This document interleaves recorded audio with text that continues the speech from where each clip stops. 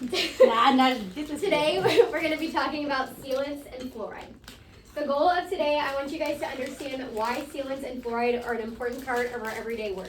Why are we completely messing up flow to call same-day sealants and to call 12 sealants on this patient? Why are we spending the time in the baby appointment to talk about fluoride? Why are we taking those extra steps to kind of mess up our flow a little bit throughout the day to do those things? So what we're going to talk about is why do we place sealants? How do we place sealants? Why is fluoride good? And how does fluoride work? So first thing that we'll talk about is why do we place sealants? So the CDC writes that dental sealants prevent 80% of cavities over 2 years in the back teeth, where 9 in 10 cavities occur.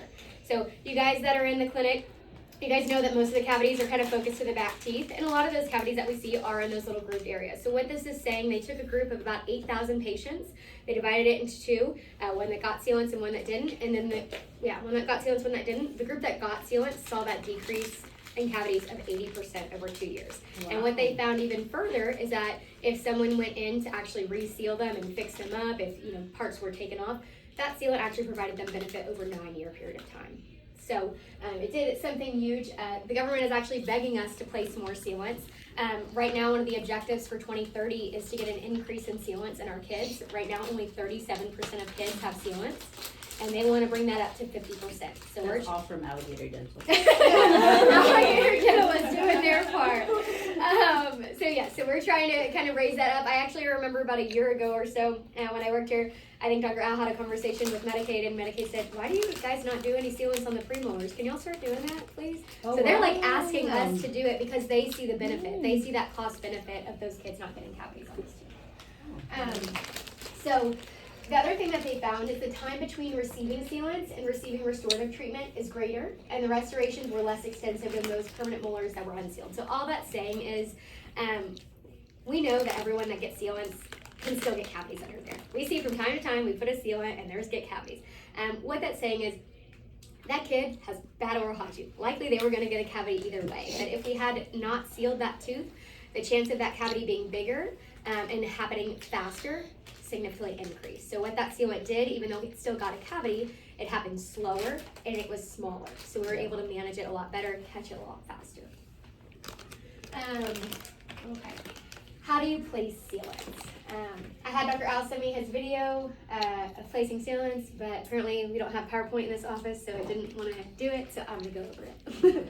So, most important part of placing sealants is the isolation, making sure we get a really good dry field. That's why we're using the isolate. That's why we're not having our high backs in our hands and cotton rolls shoved everywhere, because it's just not nearly as effective.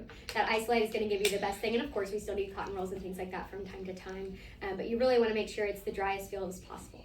The next really important part is this edge.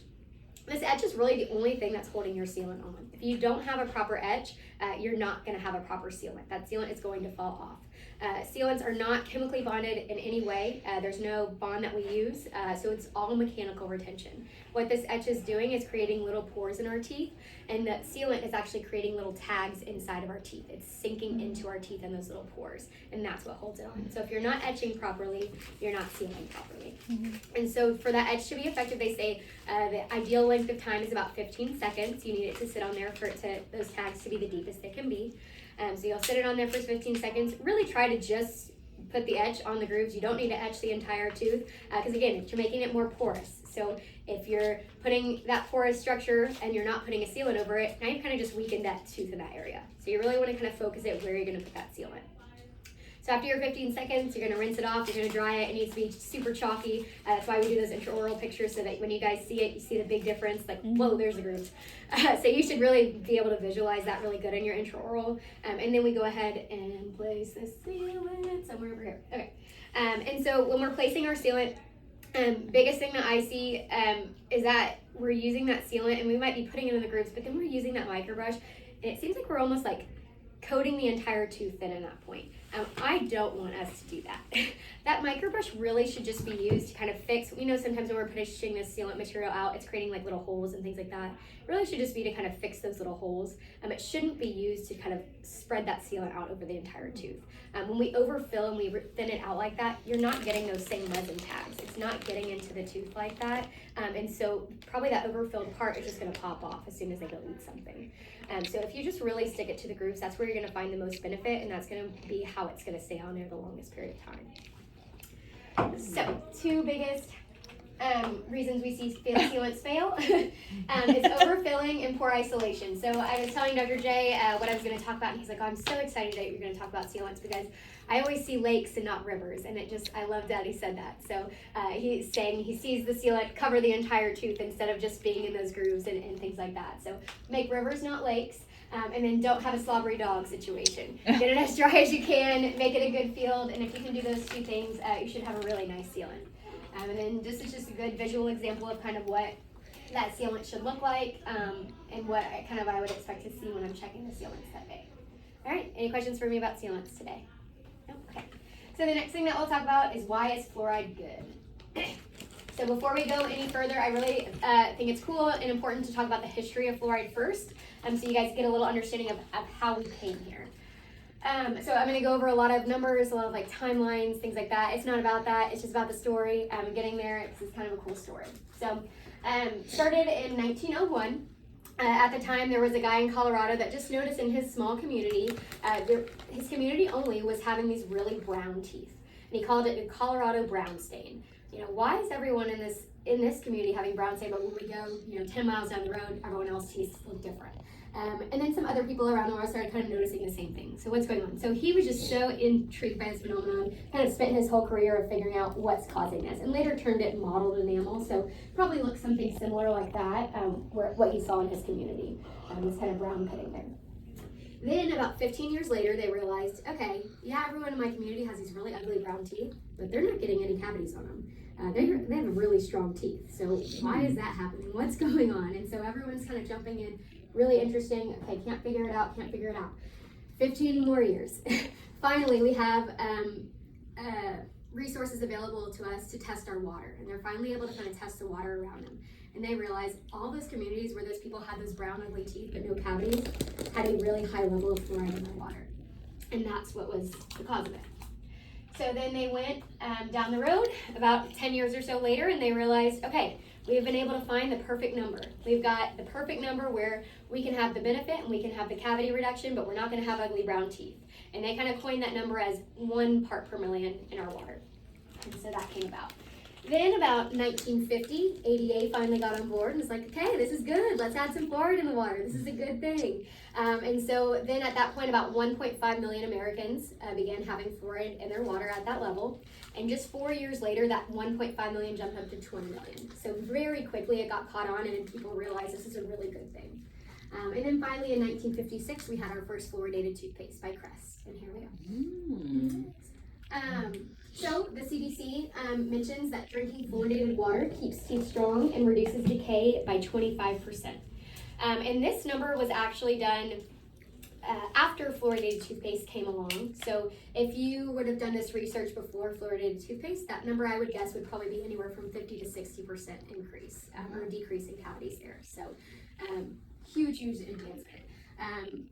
Out of the all the discoveries that happened from 1900 to 2000, fluoride discovery is actually in the top 10 during that time frame. So it's a pretty big deal. It made a big impact in our community and the disease. Okay, so how does this magic water work? How is it providing this benefit? What's going on here? So cavities are not necessarily caused by sugar, but they're caused by the sugar breakdown into acid. And so when our teeth have this certain level of acid in it, it kind of takes off the minerals of our teeth and allows that bacteria to get into our teeth.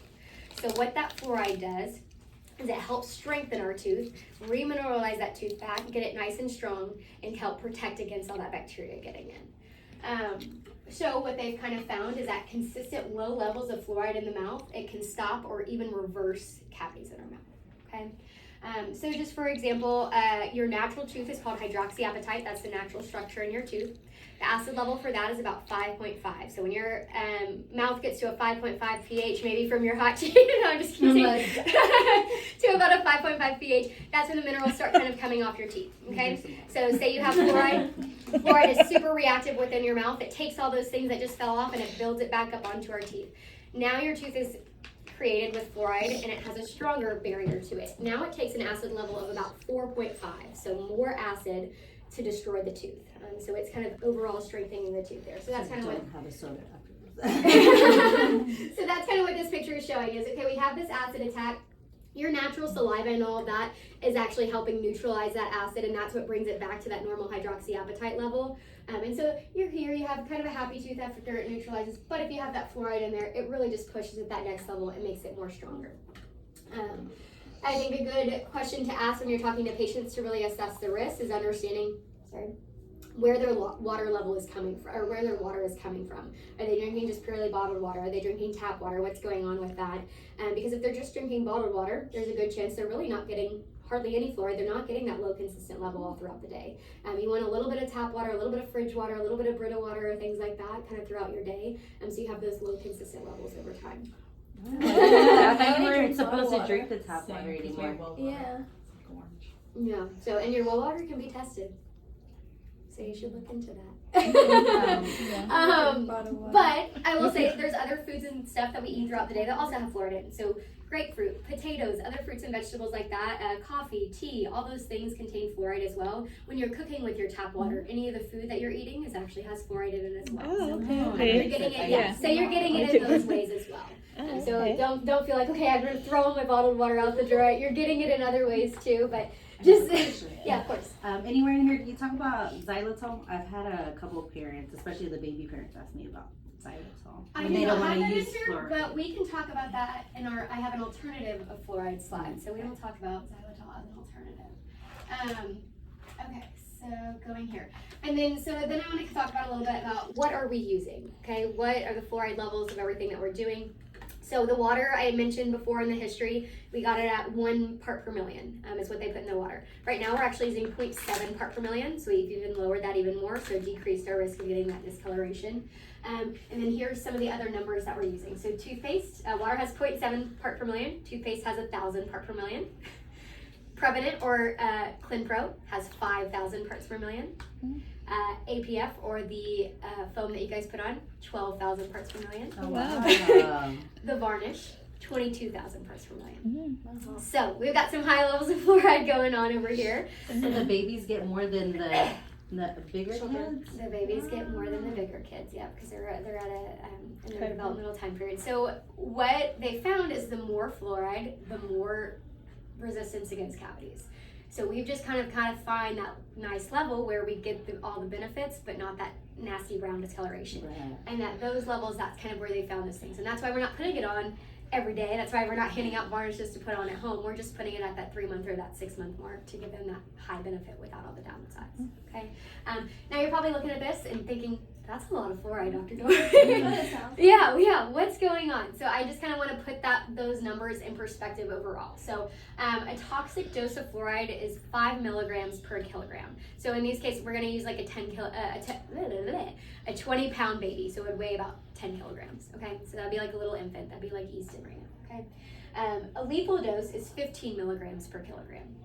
So let's say a 11-month-old baby Easton, he gets 5 bottles a day, that is 8 ounces each. So in those 5 8-ounce cups, he's getting about 0.7 milligrams of fluoride in that, okay, in his water that he's drinking. And the little smear layer that I'm putting on his toothpaste, if he puts nothing on his tooth and it all just gets swallowed, he's getting about 0.2 milligrams. So overall, he just got 0.9 milligrams that day.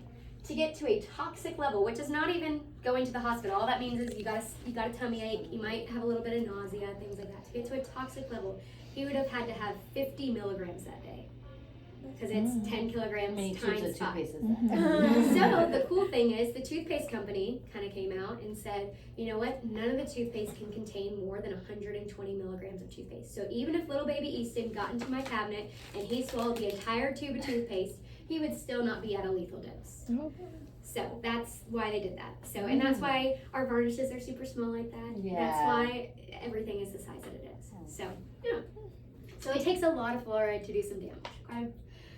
So that brings us to the fluoride myths. We have all these parents all of a sudden that are, no fluoride, no fluoride. I'm gonna chalk it up to the mom groups and doing that, but hopefully this talk today can kind of give you guys a little bit more insight and a little bit more information to share with the parents. That no, fluoride is not a poison. It's actually naturally occurring in a lot of the foods and drinks that we have daily. The way that I like to explain it to parents is, if I were to have the entire bottle of Tylenol, it would not be a good thing. It would provide quite a bit of harm to me. If I had one pill of Tylenol for my headache, it does amazing things and I feel a lot better. Anything at a really high amount can be a bad thing. If we use it at the dose that's appropriated for us, it does a lot of good things and it provides a lot of benefit. So that's how we should look at fluoride in that way. And when they're talking to you about all these other things that it's doing, that's gonna mess up their brain. Yeah, that's at this super high dose, right? So fluoride is not poison. Fluoride at appropriate levels will not cause discoloration. And that's why we're saying the smear layer and the pea size and the regular kind of strip of toothpaste. That's why it is the sizes for that appropriate weight and age group. And then the other thing that sometimes people will talk about is, because fluoride is intaked by our bones, it's why we see the benefit in our teeth, because our teeth are bones. And so they'll say, well, if I have fluoride, I'm going to get brittle bones, my bones are going to break, this is not going to be good, and all the things that we can hear about. So what you would need for that to happen, you would have to ingest about 10 to 25 milligrams a day for about 10 to 20 years to have that effect. Wow. So, you're not going to have that effect unless you're eating a tube of toothpaste daily, which I don't recommend. So with the levels that we're seeing were provided, you're just not going to see that. That's really seen in more in like third world countries that don't have any regulations, that are just kind of drinking random water that maybe have a high level of fluoride in them, okay? So all of those things we can kind of debunk and say that's just not really true anymore. But there's still some people that don't listen. So our alternatives. One of the really cool things I think that's kind of up and coming that's coming out is called a hydroxyapatite toothpaste. So we mentioned that's kind of the naturally occurring part in our tooth. I think it still does good. I don't think it's as effective as fluoride, but there's a lot of research coming out that it still prevents cavities and it's helpful in overall reducing decay and providing remineralization of cavities. So I think this could be a good alternative that we can offer to our parents that are kind of anti-fluoride in that way, saying it still provides the benefits, it still does all that. I think it still needs some research to be done. It doesn't really have any long-term studies or anything, but I think it's promising. It's about 20 times more expensive, but that's going to be their choice. And then xylitol in that same way. Yes, the xylitol can have a little bit of benefit. Not going to have as much benefit as fluoride is, and I don't even think it will have as much as the hydroxyapatite. I would probably recommend that one over the xylitol. Is it called by an easier word? No, it's No. not. It's not. Toothpaste is. Yeah. Okay. Yeah. There's different brands, like the What Rise. brand? The Risewell is one that's Risewell. pretty popular. Yeah, that's the one I usually kind of just throw out there. But yeah, it's like 20 times more expensive. The I've had tube some- toothpaste is like $20. I've had some parents tell me they don't want to use fluoride because they're vegan. I was like, what? Are they eating fruits and vegetables? I don't know. Then they're having fluoride. You could tell them. I don't know. Don't tell them that. Okay. So hopefully out of today you guys got that sealants are good and fluoride is good. Like I mentioned, there's really only two things the CDC has said yes to in the dental world as far as materials. They have said yes to sealants and they have said yes to fluoride. Those are the only two things they endorse in the dental world. There's only two things that have gotten a full Cochrane review, which is something that requires extensive research over multiple years with extensive number of patients. The only two things in the dental world is sealants and fluoride. So we know that those two things are good. We know that for certain, and we know that we're providing our patients with a good benefit in that way. So, yeah, thank you guys. Yay!